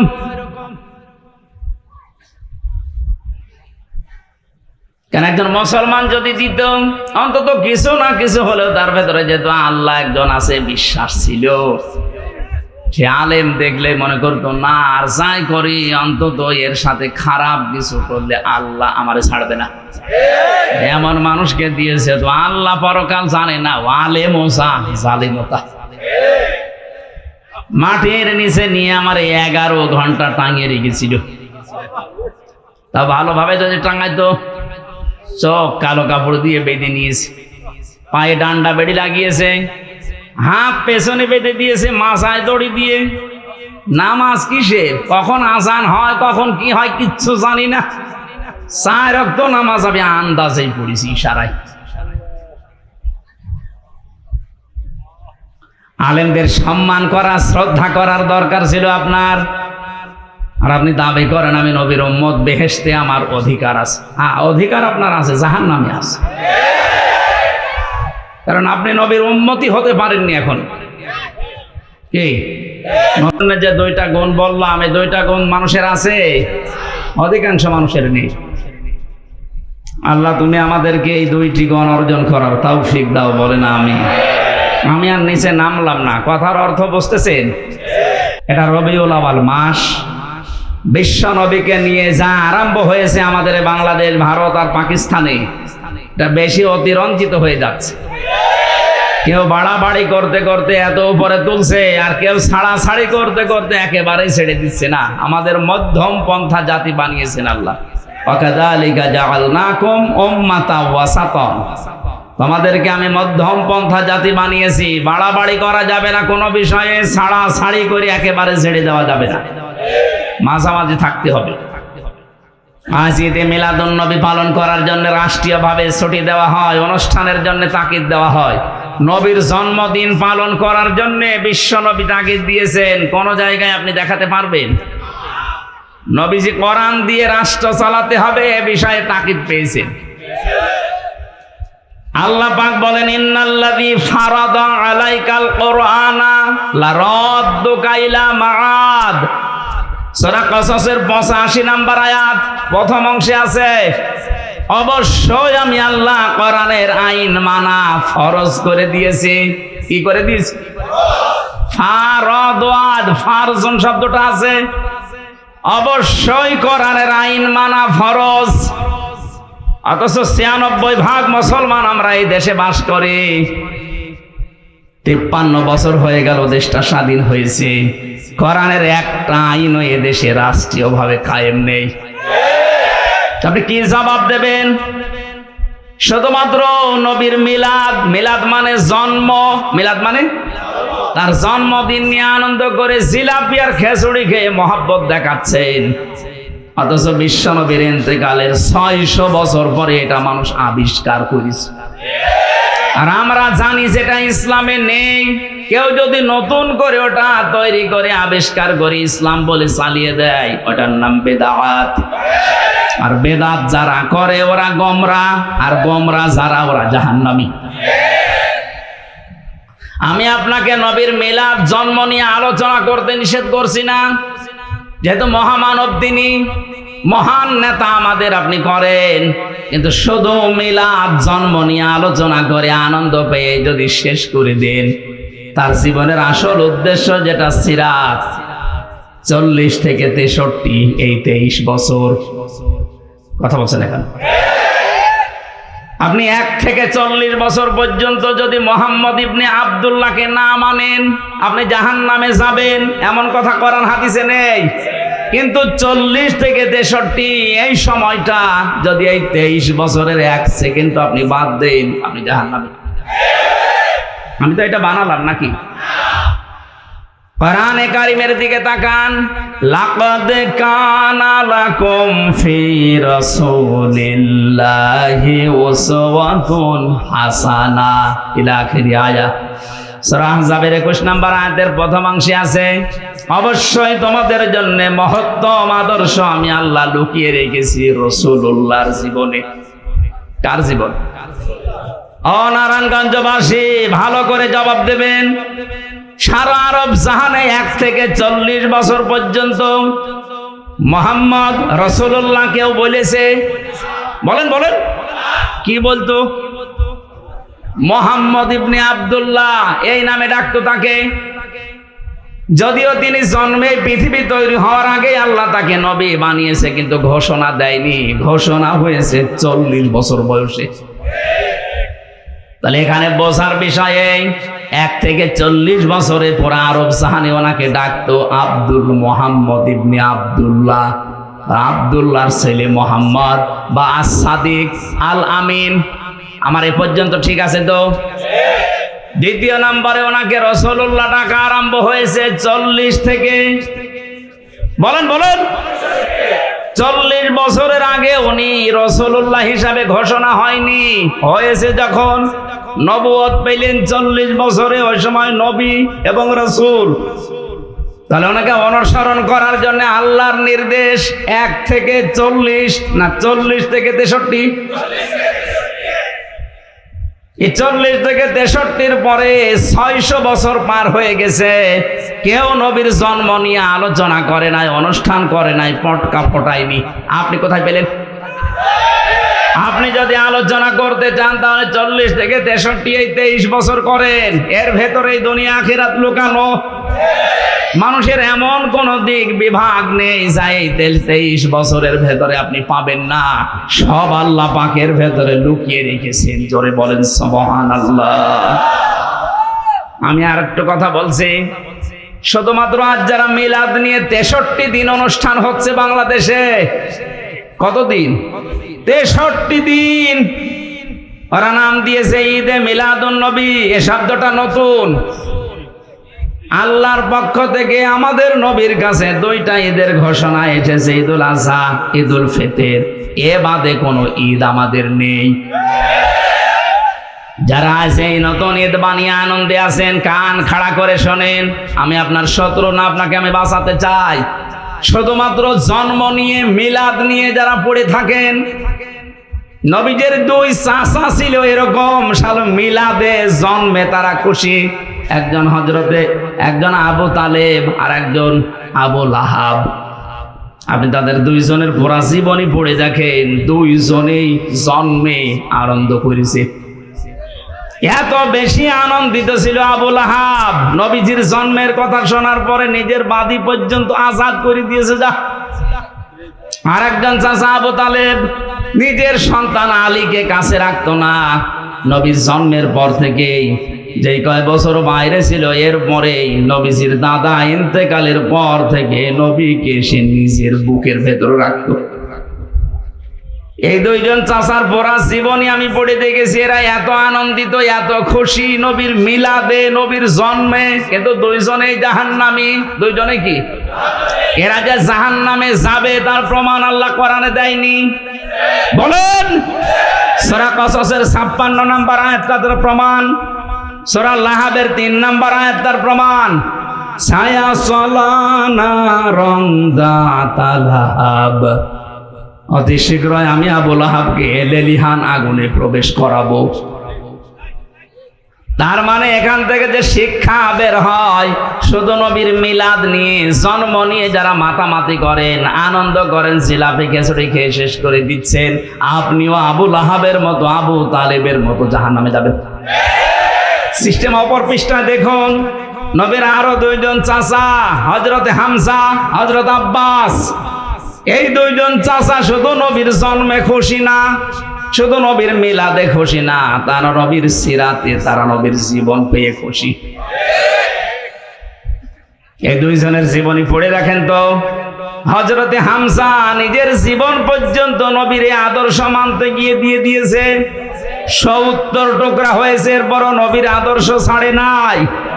আর এক চাচা হযরতে আব্বাস, তিনি নবীর আদর্শ পেয়ে এত খুশি ছিলেন, তার যে হাদিস বর্ণনা করা, মানসাকাত আমাল ঈমান মান রাদিয়া বিল্লাহি রাব্বা ওয়া বি ইসলামি দীনা ওয়া বি মুহাম্মাদির রাসূলিল্লাহ সাল্লাল্লাহু আলাইহি ওয়াসাল্লাম নাবিয়্যা ওয়া রাসূলা, রাহু মুসলিম।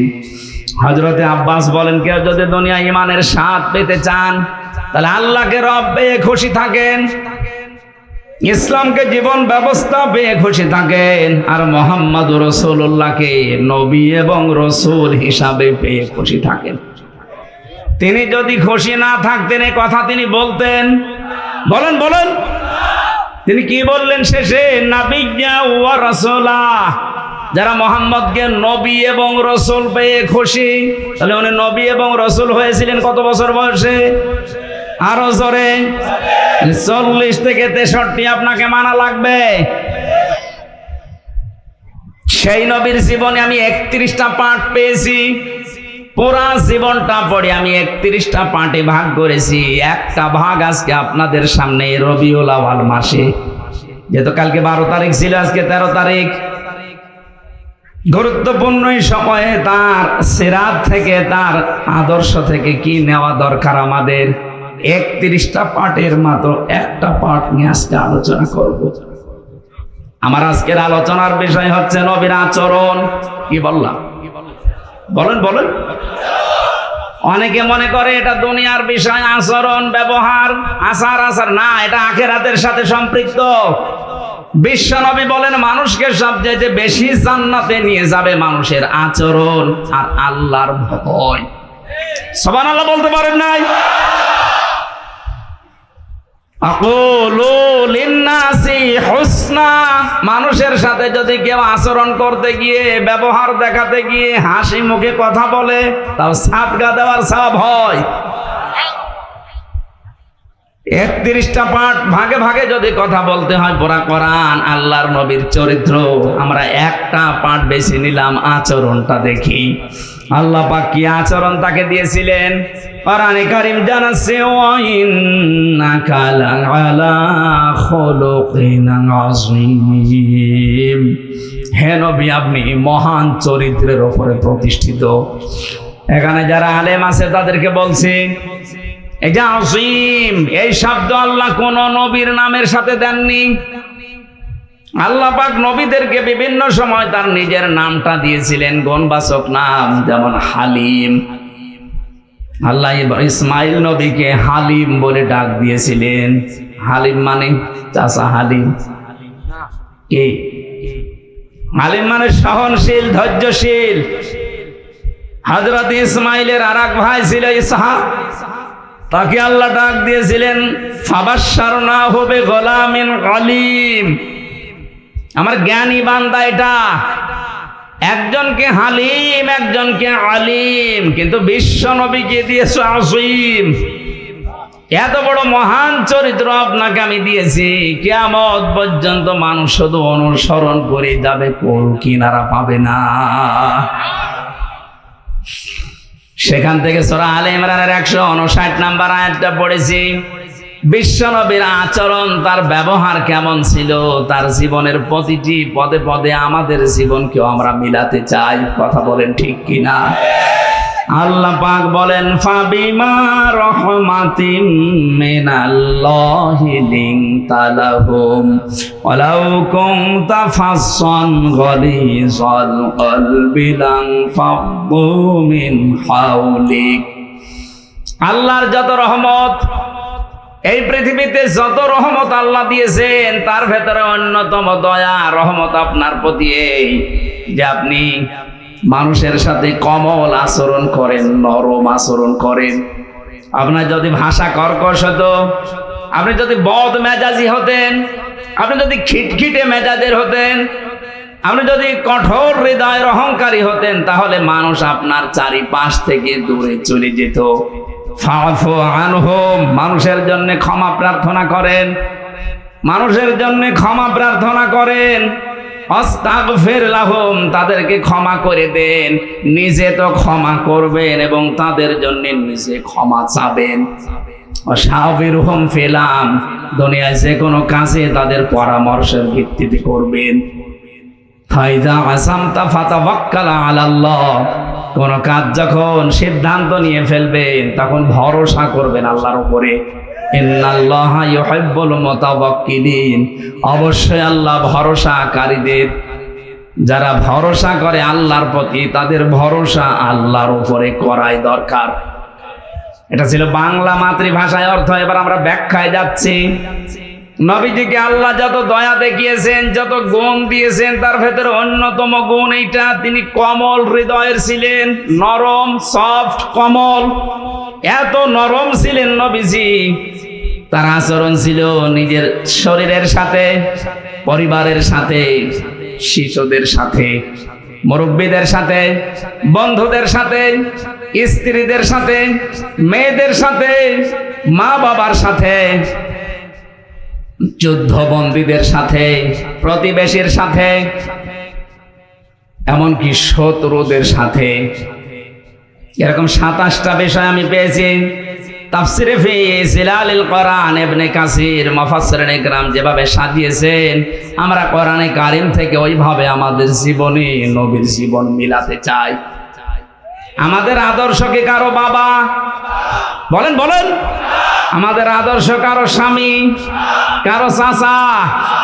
আমাদের আদর্শ একমাত্র, কেবলমাত্র, শুধুমাত্র বিশ্ব নবী মুহাম্মদুর রাসূলুল্লাহ সাল্লাল্লাহু আলাইহি ওয়াসাল্লাম। কালকে ধর্ম উপদেষ্টা ঘোষণা দিয়েছে, এদেশ থেকে যদি টাকা পাচার বন্ধ করতে চান, এদেশ থেকে যদি চাঁদাবাজি বন্ধ করতে চান, কিয়ামতের আগে বন্ধ করতে পারবেন না, যতদিন পর্যন্ত বিশ্ব নবীর আদর্শ কায়েম না হবে। টাকা পাচার বন্ধ হয় না, চাঁদাবাজি যে বন্ধ হয় না, এটা 5 তারিখের পর থেকে আমরা অনেকে দেখেছি। কথা বলেন না কেন? এর আগে ছিল যেভাবে প্রকাশ্যে, হয়তো 5 তারিখের পরে অনেকে গোপনে আরম্ভ করেছিল। প্রকাশ্যে গোপনে কোন সাদা এদেশে হবে না যদি নবীর আদর্শ এদেশে কায়েম করা যায়। আর এটা কায়েম করবে ফেরেশতারা।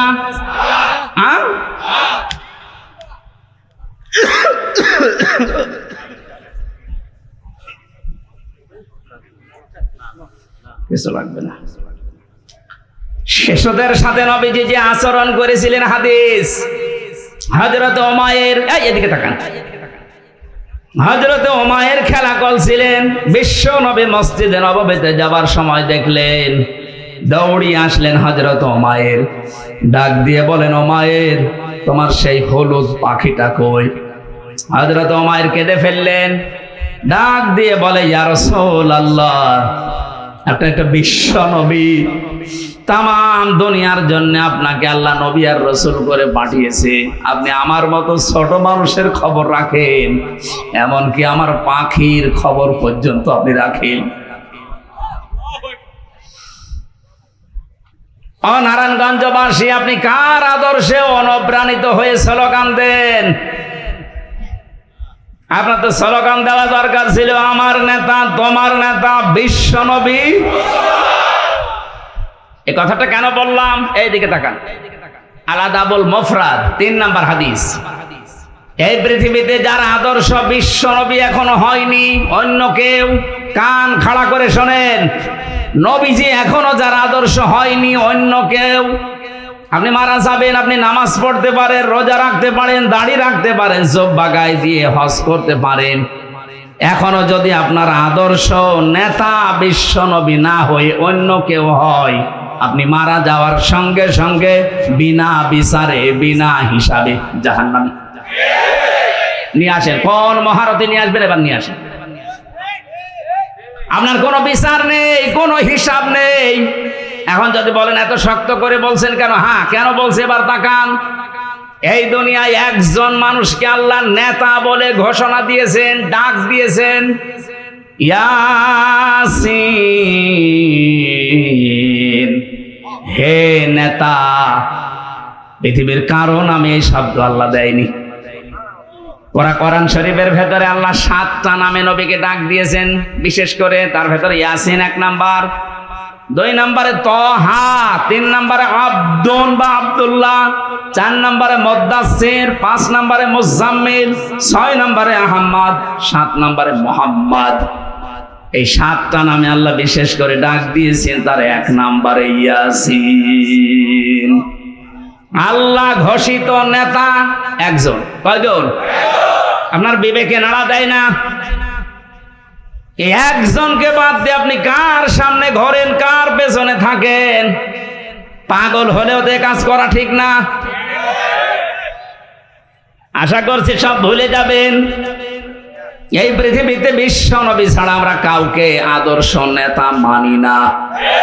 এখন যদি বলেন তাহলে ইসলামী দলে দেশে যারা আছে তারাও তো তাদের নেতা আছে। হ্যাঁ, আমরা ওই নেতাকে মানি যে নেতা আল্লাহ রাসূলকে দেখে দেখে চলে। বলেন, আপনি তাকান, এমনও মানুষ আছে যার সামনে দেখলে রাত 12টার পরে তার মাটিতে ঠিক মতো পা পড়ে না, রিকশা ছাড়া বাড়ি যেতে পারে না, কি কি লাল নীল পানি খায়। কথা বলছে না কেন? খেজুর গাছকে ধাক্কা দিয়ে বলে, বড় ভাই সাইড দেন, আর কতক্ষণ দাঁড়াবো। এই লোকটা যদি হয় আপনার আদর্শ, কোরআনে কারীম কি জানিয়েছে? ইয়াউমা নাদউ কুল্লা উনাসিম বিইমামিহিম।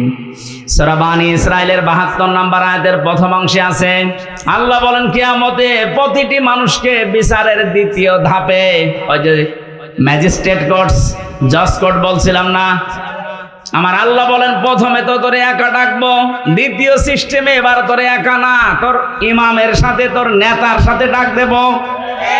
নারায়ণগঞ্জবাসী, আমি বিবেককে প্রশ্ন করছি, আপনার যে নেতার আদর্শ মতো চলেন, আর গর্ব করে বলেন আমি অমুক নেতার সৈনিক, বলেন তো ওই লোকটা কিয়ামতে আপনার সামনে থাকবে, আপনি থাকবেন পেছনে? যেই লোকটা আপনার সামনে, যার চরিত্র আপনি জানেন, কথা বলছেন না কেন? যার সূরাত সিরাত আপনি দেখেছেন, সেটা কি করে আপনি এতদিন পর্যন্ত দেখতেছেন। এই লোকটার সামনে পেছনে আপনি ওকে যদি আল্লাহ কিয়ামতে দেখে, আপনার কি মনে হয় যে আল্লাহ ওকে মাফ করবে? ওর সূরাত সিরাত দেখে তো আল্লাহর রাগ হয়ে যাবে। ওর রাতের চরিত্র একরকম, দিনেরটা আর একরকম। আপনি নিজেই এখন বলছেন ঠিক আমাকে মাফ করবে না, তাহলে আসেন কেন? কথা বলে না কেন? এই মুহূর্তে সিদ্ধান্ত পাল্টান। যাকে দেখলে অন্তত আল্লাহর মায়া লাগবে এরকম নেতা দেশে নেই। আমার নিজের দেখা, আমি নিজে জেলখানার ভেতরে দেখেছি। তার সূরাত সিরাত, তার আমল, তার তাওয়াক্কুল, আল্লাহর প্রতি ভরসা, ইখলাস। আমার মনে হয় আল্লাহর নবী মুহাম্মদুর রাসূলুল্লাহ সাল্লাল্লাহু আলাইহি সাল্লাম দুনিয়ায় যা যা বলেছেন করেছেন, তার একেবারে পা থেকে মাথা পর্যন্ত সব দেখা যাচ্ছে। যাকে দেখলে আল্লাহর কথা মনে হয়, আল্লাহর জিকির স্মরণ হয়। আর আমি এমন নেতার আদর্শ মানি যার ভেতরে নবীর কোন সুন্নত নেই, আদর্শ নেই। ও দেখলেই মনে হয় টাটকা একটা শয়তান। খালি ওই 72 রাকাত নামাজই যা পড়ে, তাছাড়া আর কিছু নেই। তাহলে এমন মানুষকে আপনি নেতা মানবেন যাকে আল্লাহ কিয়ামতের দিন দেখলে অন্তত আল্লাহ পাক রাগ করবেন না। তাকে দেখে যদি আল্লাহর মন ভরে যায়, না ঠিক আছে পেছনে যেটা আছে ওইটাও এরকমই হবে। আর যদি সামনে দেখেন নমো, দরবেশ পর্যন্ত নমো হয়ে গেছে। ওরে যদি আল্লাহ দেখে, যেহেতু পুলিশ পর্যন্ত ওরে চিনতে পারে নাই, বিডিআর গার্ড যারা, আর আমার মনে হয় ফেরেশতারাও চিনতে পারবে না। না, আমরা সাবধান হই ভাই। আমি বারবার এই কথা তুলছি এই কারণে, আপনি ধরা খাচ্ছেন বা খাবেন। যার আদর্শ ঠিক নেই, এ লোকটা ধরা খাবে 100 ভাগ। এখনই পরিবর্তন হয়ে যাবেন। দুনিয়া একদিকে হয়ে গেলেও আমি আল্লাহ রাসূলকে যে মানে না, ওকে আমি মানি না। ওকে আমি সমর্থন জানাবো, রায় দেব, সুপারিশ করব, এটা কল্পনা করা যায়? সামনে যা আসছে আসুক। যদি দেখি যে এই লোকটার চরিত্র আল্লাহ রাসূলের সাথে মিলছে না, ও আমার বাবা হলেও ওকে আমি ভোট দেব না। এখন তো তখন ভোট, এ তো দুনিয়ার বিষয়। কে বলেছে দুনিয়ার বিষয়? ভয়কাট্য ভোট মানে এটা রায়, সুপারিশ করা, এটা আমানত। তাফসিরে মারিফুল কোরআনে আমানাত শব্দের ব্যাখ্যায় বাংলায় লেখা আছে ভয়কার ট ভোট। এটা হয় রায় দেওয়া, সমর্থন জানানো, সুপারিশ করা, এগিয়ে দেওয়া। এই অর্থগুলো এখানে লেখা আছে। কোরআনে কারিমের সূরা নিসা 5 নম্বর পারার 10 নম্বর পৃষ্ঠা 12 নম্বর লাইনের 85 নম্বর আয়াত। আমি লম্বা করে দলিলগুলো বলতে পারছি না, বাড়ি যেয়ে মিলিয়ে নেবেন। আপনার একটা রায়ের কারণে যদি এদেশে আবার চাঁদাবাজি শুরু হয়, আবার স্বৈরতন্ত্র চালু হয়, আপনার একটা রায়ের কারণে কিয়ামত পর্যন্ত আপনি পস্তাবেন।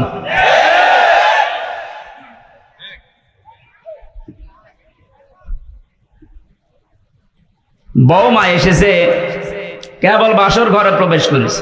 দাদি শাশুড়ি এসে বলছে, আমার কিন্তু পতি চাই। লজ্জায় মাথা লাল করে বলছে, ঠিক আছে দাদি একটু সময় দেবেন তো।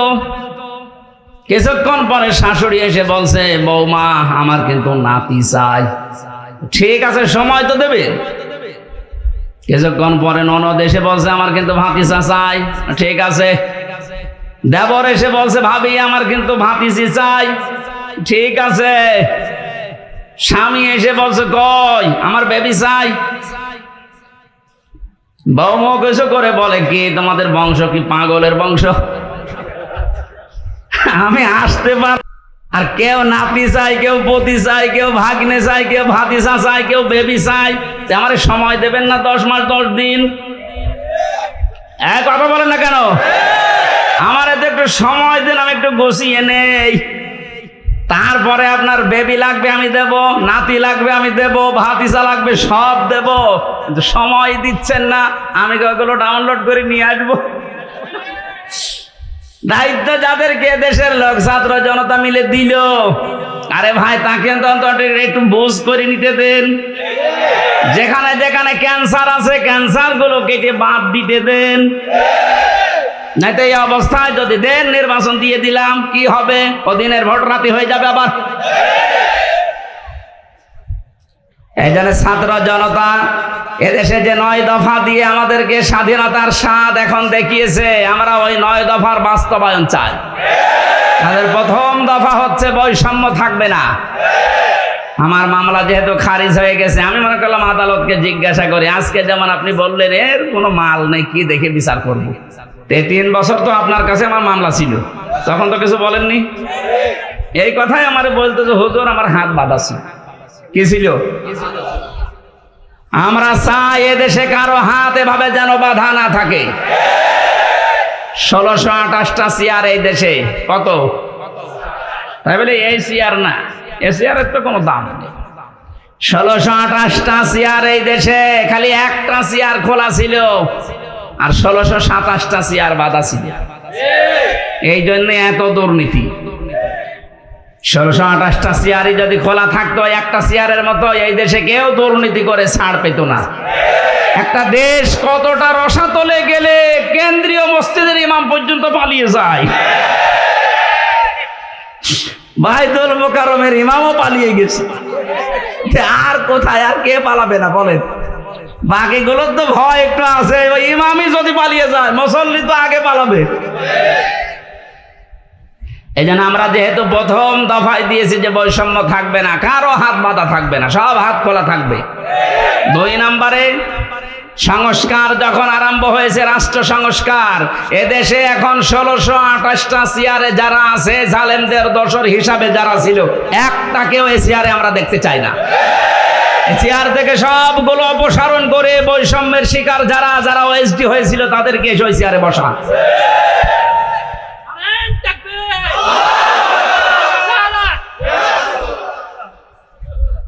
কথাগুলো বোঝার চেষ্টা করবেন। আমি শুধু নারায়ে তাকবীর দেওয়ার জন্য বলছি না। শিশুদের প্রতি আল্লাহর নবী যে আচরণ, তিনি বিশ্ব নবী হওয়ার পরও শিশু এবং শিশুর পাখি পর্যন্ত ভুলে যাননি। নবী যে আচরণ করেছিলেন তাকান। আল্লাহর নবীর আচরণ ছিল বড়দের সাথে।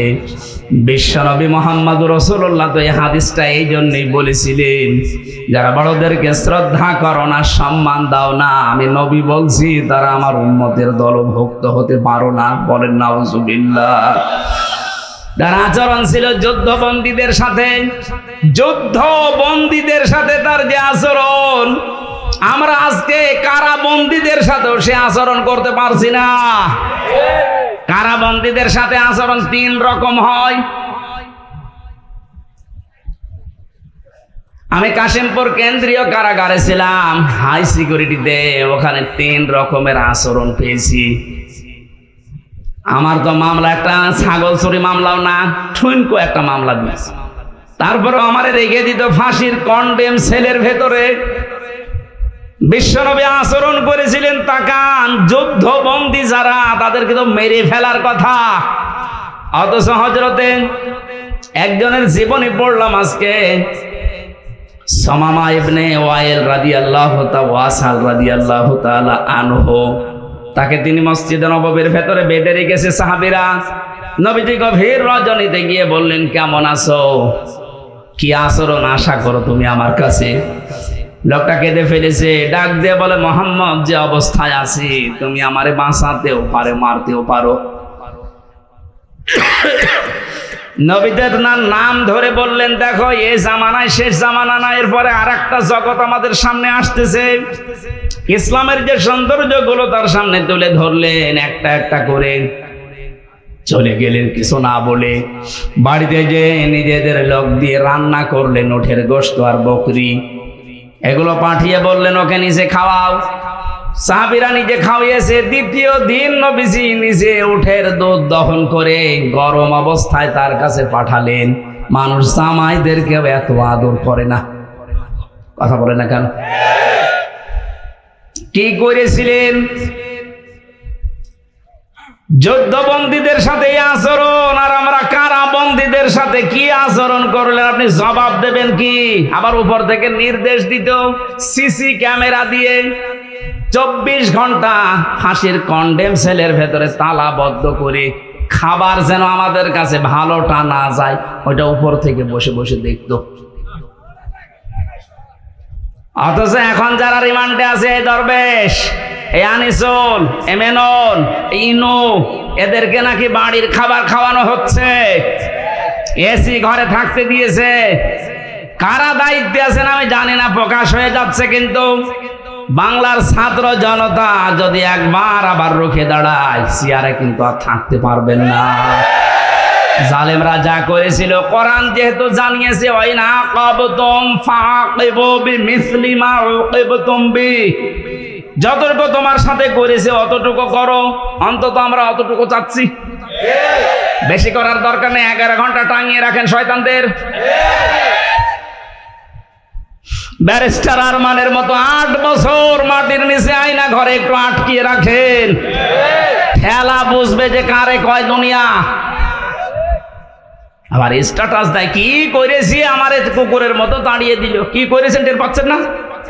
এদিকে আসেন, চট করে ঢুকে পড়বো। আসেন, চট করে ঢুকে পড়াচ্ছে। সারা বাংলাদেশের 18 কোটি মানুষ যদি আপনাকে মাফ করে দেয়, ব্যারিস্টার আরমানের বউ আপনাকে মাফ করবে না। আয়না ঘরের সাথে যারাই জড়িত একটারও কোনো ক্ষমা নেই, কারণ এগুলো মানুষ না, এগুলো কোলাঙ্গার আর জানোয়ার। আমারে মাটির নিচে নিয়েছে আচরণ করতো, আমার মাঝে মাঝে আমার তো কষ্ট হইতো, মাঝে মাঝে মনে হয়তো আল্লাহ ও যা করে গেল, ও বাড়ি যে ওর বোর কাছে থাকে কি, ওর তো ঘুম আসার কথা না। আমার সাথে মুফতি ফখরুল ইসলাম ছিল, ওরে নিয়ে মাটির নিচে এই আয়না ঘরে এই পার ভেতরে হাত দিস, এখানে হাত দিয়ে সামনে রড, এই রডের সাথে ধরে হাতে তালা লাগিয়ে, তাও 1-2 ঘন্টা 5 ঘন্টা 24 ঘন্টা তালা লাগানো, মাত্র 1.5 মিনিট সময় দিত টয়লেট করার। আর খাবার যা দিত, মাখানো খাবার, মনে হচ্ছে যে 4-5 জন মাখিয়ে এক জায়গায় রেখে দিয়েছে, পেল বাঁধলে খানা পালে না খা। আপনি নবীর মিলাদ পড়তে পাগল হয়ে আছেন। নবীর এটা সিরাত না, নবীর আদর্শ না এটা। তিনি যুদ্ধবন্দীর সাথে কি করলেন, আর আপনি কারাবন্দীর সাথে, তাও তো অন্যায় ভাবে। ব্যারিস্টার আরমানকে, আমান আজমিকে, আমির হামজাকে, মামুনুল হককে যে মামলা দিয়েছেন, একটা মামলাও টিকছে? আজ তো আমি বেকসুর খালাস পেয়ে গেছি, তাহলে আমি এই দেশে আদালত কর্তৃক প্রমাণিত যে আমার কোনো দোষ নেই। সুতরাং বিনা দোষে 3টা বছর যা করেছেন, আমিও চাই মামলার আয়ু থেকে শুরু করে ওই যে হাত খোলা ছিল এটা পর্যন্ত যারা এর সাথে জড়িত প্রত্যেককে আমি চাই 3 বছর করে আমার মতো জেল দেওয়া হোক। শুধু আমি না, 1,10,000 মানুষ এখন সারা বাংলাদেশে জেল খাটতেছে, বিশেষ করে বিডিআররা বেকার আটকে রেখেছে। যারা এই সমস্ত মিথ্যা মামলার সাথে জড়িত, মামলার আয়ু থেকে শুরু করে একেবারে উপর পর্যন্ত যারা নির্দেশ দিয়েছে, একটাকেও যেন ছাড়া না হয়, কারণ এদের ছাড় নেই। বলে মাফ করে দিলাম, কিসের মাফ? জালেমদেরকে যদি কেউ মাফ করে দেয়, সেজন্য মজলুমের উপরে অবিচার করে। আপনি তো টের পাচ্ছেন না যে স্বামী ছাড়া থাকা কি কষ্ট? ব্যারিস্টার আরমানের বউটের পিস। আপনি তো জানেন না সন্তান ছাড়া থাকা কি কষ্ট। আমি টের পেয়েছি, আমার ছোট মেয়েটা এখনো আমার চেনে না, ওর আমি 1 বছর রেখে এসেছিলাম, বের হয়ে যেয়ে দেখো 4 বছর বয়স, ও আমার চেনে না। আমি যেদিন জেল থেকে বাড়ি গেছি, বলছে হুজুর আমাদের বাড়ি চলে। তার মানে ওর মনে হচ্ছে যে এরকম হুজুর বহু আসে, এও আর একটা হুজুর।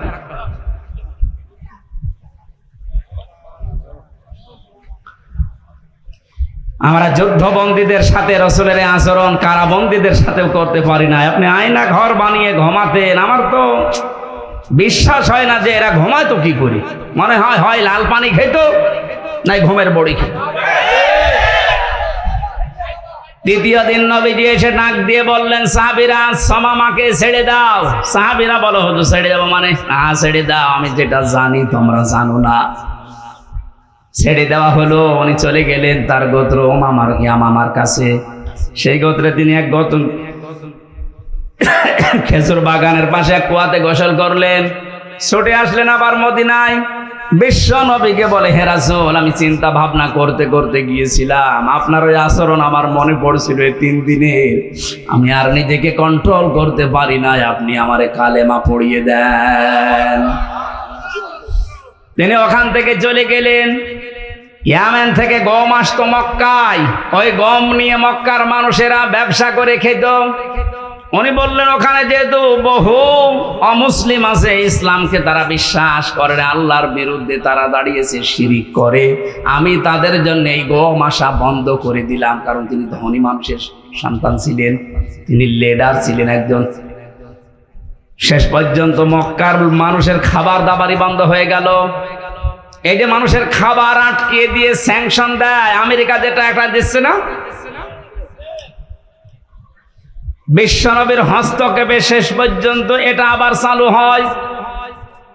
নবীজি যুদ্ধবন্দীদের সাথে যে আচরণ দেখিয়েছিলেন, আমরা আজ যদি বাংলাদেশে যারা বিরোধী দলে আছে এই মানুষগুলোর সাথে ওই আচরণ করতে পারতাম, প্রত্যেকে আপনার দলের লোক হয়ে যেত। আমরা পারি না। পশু পাখির সাথে নবীজি যে আচরণ করেছিলেন, একটা পশু এসে কাঁদছিল নবীর কাছে, নবীজি ভাষা বুঝতেন, সাহাবীকে ডাক দিয়ে বললেন, তোমার এই পশুটা আমার কাছে নালিশ দিয়েছে তোমার বিরুদ্ধে, কি আচরণ করেছো তার সাথে? তুমি নাকি আজকে সারাদিন তাকে খাবার দাওনি, অথচ খাবারের পরিবর্তে খালি কাজ করিয়েছো। যদি এর সাথে আচরণ করে থাকো, কিয়ামতের দিন তুমিও আল্লাহর দরবারে মামলার আসামি হবে। অন্যান্য বিশ্বে আমি যখন উন্নত বিশ্বের দিকে যখন নিজে ঘোরার জন্য গিয়েছি, দাওয়াতের জন্য গিয়েছি, ওই সমস্ত দেশে দেখতে পেয়েছি গাড়ি ঘোড়া যখন চলে, যদি রাস্তায় একটা সাপ ফানা তুলে দাঁড়ায়, কয়েকশো গাড়ি দাঁড়িয়ে গেছে, সাপটা নিরাপদে চলে যাবে, বিড়ালের বাচ্চা নিরাপদে চলে যাবে, এরপরে গাড়ি যাওয়া আরম্ভ হয়। কেন? তাদের কাজ নেই, গুরুত্বপূর্ণ কাজ সব স্টপ, যেন একটা পশুর ক্ষতি না হয়, একটা ফুল বাগান ফুলের গাছের ক্ষতি না হয়। তারা নবীর হাদিসটা মেনে চলে, যদিও নবীকে তারা বিশ্বাস করে না, কিন্তু আমরা নবীকে বিশ্বাস করার পরও তার এই আচরণ কাজ করতে পারি না। একটা বেশ্যা মহিলা শুধুমাত্র একটা পশুর সাথে ভালো আচরণ করার কারণে জান্নাত পেয়ে গেছে। একটা নামাজি মহিলা একটা বিড়ালের সাথে খারাপ আচরণ করার কারণে আল্লাহ পাক জাহান্নামী বলে ঘোষণা দিয়েছে।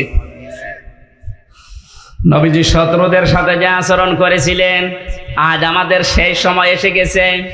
বিজয়ের সময় বিশ্ব নবী মুহাম্মদ রাসূলুল্লাহ দেখেছেন, ওরা থর থর করে কাঁপছিল। নবীজি বললেন, লা তাসরিবা আলাইকুমুল ইয়াউম ইযহাবু আনতুমুত তুলাকা, যাও, আজকে সবাইকে আমি মুক্ত করে দিলাম, কারো প্রতি কোনো অভিযোগ নেই। আমার মনে হয় এই দেশে জামাত ইসলামী বাংলাদেশের কেন্দ্রীয় আমির যিনি ডাক্তার শফিকুর রহমান, যেটা দেখিয়েছে 1400 বছর আগে নবীজি যেটা দেখিয়েছিল,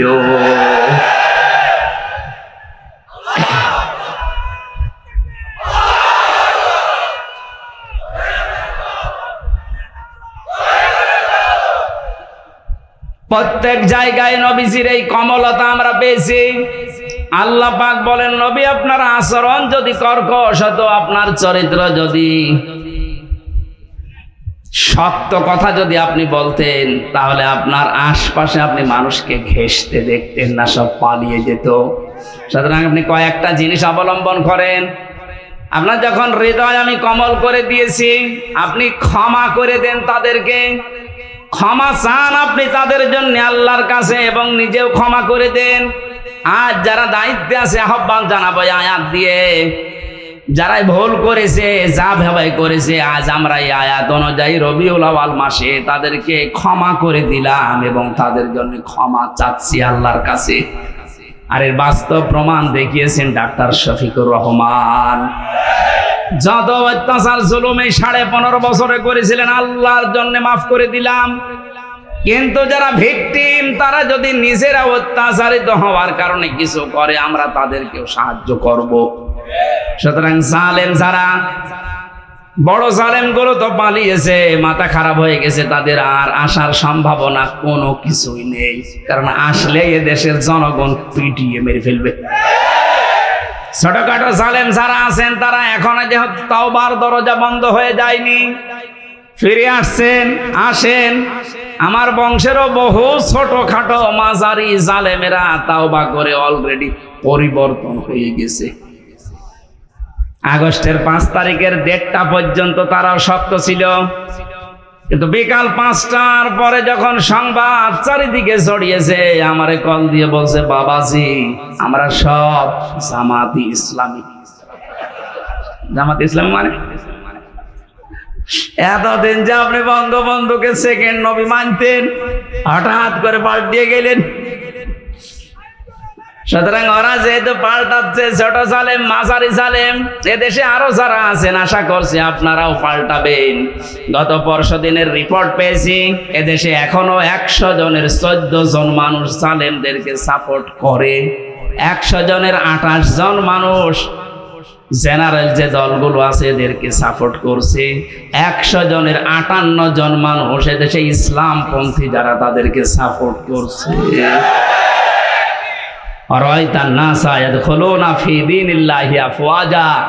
হে নবী, আপনি দলে দলে পালে পালে মানুষ ইসলামে আসতে দেখবেন, সেই দৃশ্য এখন আরম্ভ হয়ে গেছে। গত 3 দিন আগে দিনাজপুরে 10 জন এক মঞ্চে এসে মুসলমান হয়ে গেল আমার কাছে। এর আগে 2 জন চুয়াডাঙ্গাতে, এর আগে 1 জন গাইবান্ধাতে। মানুষ যেভাবে দলে দলে আসতেছে, 58 থাকবে না ইনশাল্লাহ, 100 জনের 100 ভাগই এই দেশে ইসলাম কায়েম হোক, এটা চাইবে। সেই দৃশ্যের আশায় আছি। আল্লাহ আমাদেরকে যেন নবীর আদর্শ সব জায়গায় মানার তৌফিক দেন। আল্লাহুম্মা আমিন। লা ইলাহা ইল্লা আনতা সুবহানাক ইন্নী কুনতু মিনাল